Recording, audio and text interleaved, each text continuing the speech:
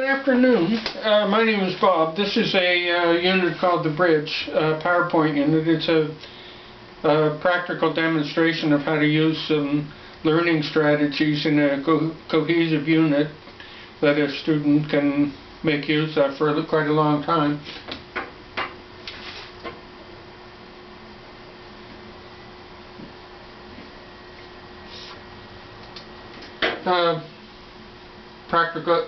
It's a practical demonstration of my 4 favorite learning strategies.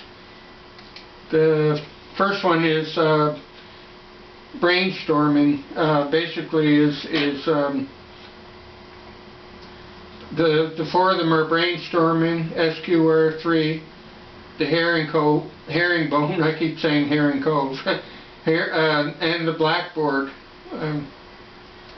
Brainstorming is just a way of writing down all your information and having a little bit of fun as you write it down. You can do some drawings and little bits of scribbling and bent up lettering, parsing of the lettering in different ways of marking it down.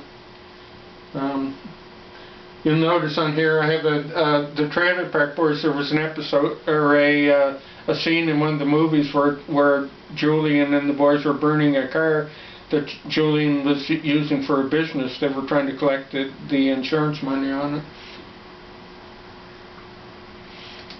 The second one is SQR3 is the main cables, the big orange cables on the bridge. Basically, S stands for survey. Is when you open up a chapter in a book, you survey and look to see, write a few questions on what it is you want to learn. And the Q stands for question, and the R stands for reading. You read, recite, and review. You read the material once to see whether or not you're going to enjoy it and find any learning that comes out of it. Reciting is basically reciting the questions that you've asked and answered while you were reading the second time, and the third one is reviewing and reciting the questions and reviewing the material and getting it finalized. The herringbone is basically like the deck of the bridge. The herringbone pattern on the screen there is like the cables and the towers underneath. It's even almost drawn like a bridge. The blackboard. This is one I use. Is for word. This is one where I get 2 words confused: weather and weather.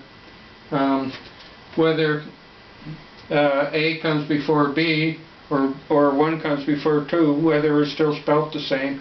And you'll notice the color coding there. The blue and the red make purple.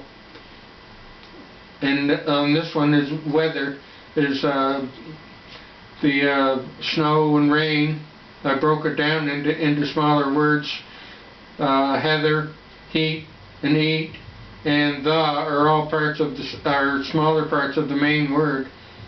And the word at the bottom is weather. And this one is one of my favorite ways of learning, is making anachronisms for things that I come across and don't quite remember too well.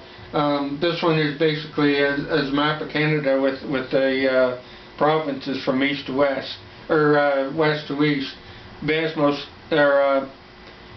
B stands for British Columbia, A is Alberta, S is Saskatchewan, M is Manitoba, and O is Ontario. And they're all lined up on the provinces, so it just becomes a way of learning. It's quite entrenched in my mind now. So I hope everyone found this interesting and a bit of a help. Thank you.